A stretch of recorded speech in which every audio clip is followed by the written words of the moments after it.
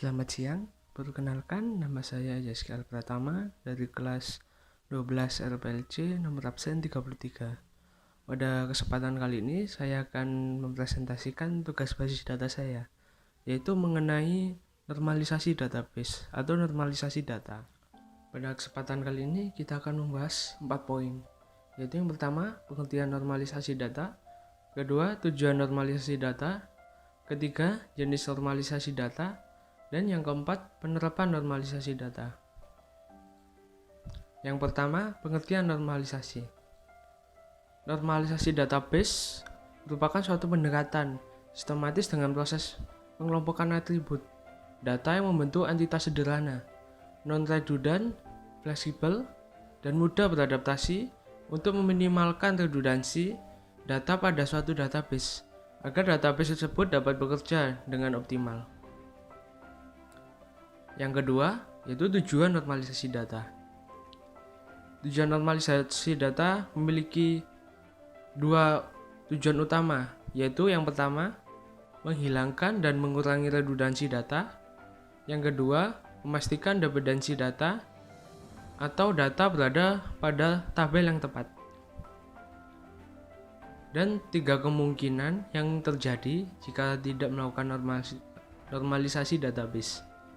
Yang pertama yaitu insert anomali, yaitu situasi di mana tidak memungkinkan memasukkan beberapa jenis data secara langsung di database. Yang kedua yaitu delete anomali, yaitu penghapusan data yang tidak sesuai dengan harapan. Artinya data yang seharusnya tidak terhapus mungkin juga ikut terhapus. Dan yang ketiga, update anomali, yaitu situasi di mana nilai yang diubah menyebabkan inkonsistensi database. Dalam artian, data yang diubah tidak sesuai dengan yang diperintahkan atau yang diinginkan. Poin yang ketiga yaitu jenis normalisasi data.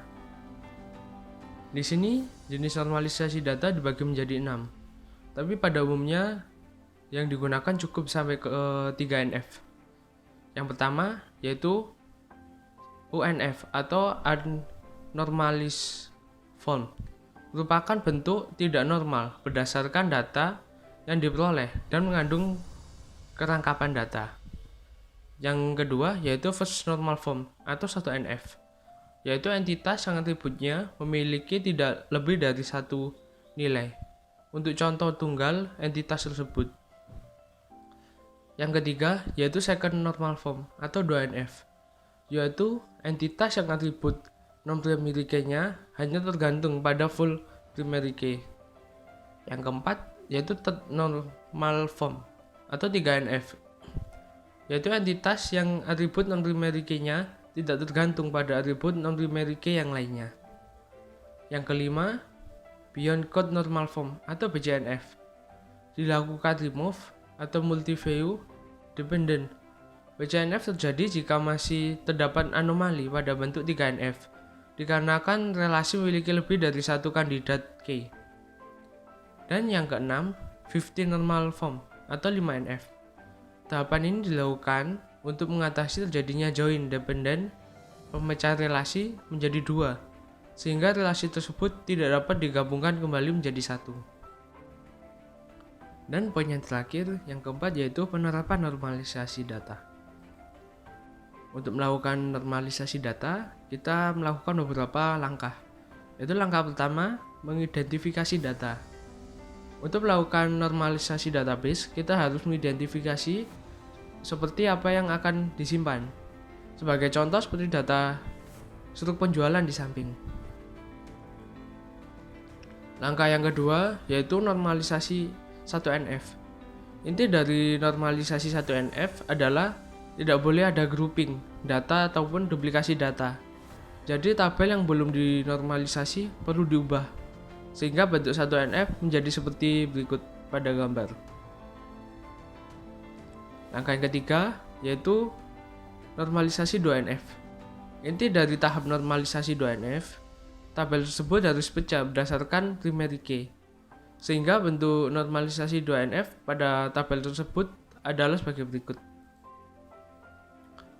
Langkah yang keempat yaitu normalisasi 3NF.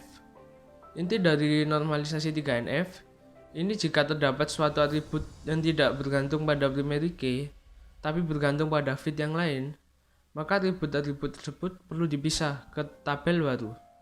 Contohnya ada pada atribut quantity, kolom tersebut tidak bergantung langsung pada primary key kode faktur, melainkan bergantung pada kolom kode barang. Jadi setelah dinormalisasikan 3NF akan menghasilkan tabel sebagai berikut. Sekian dari presentasi saya pada kesempatan kali ini. Jika ada salah kata maupun hal yang menyinggung, saya mohon maaf sebesar-besarnya. Terima kasih atas perhatiannya. Selamat siang.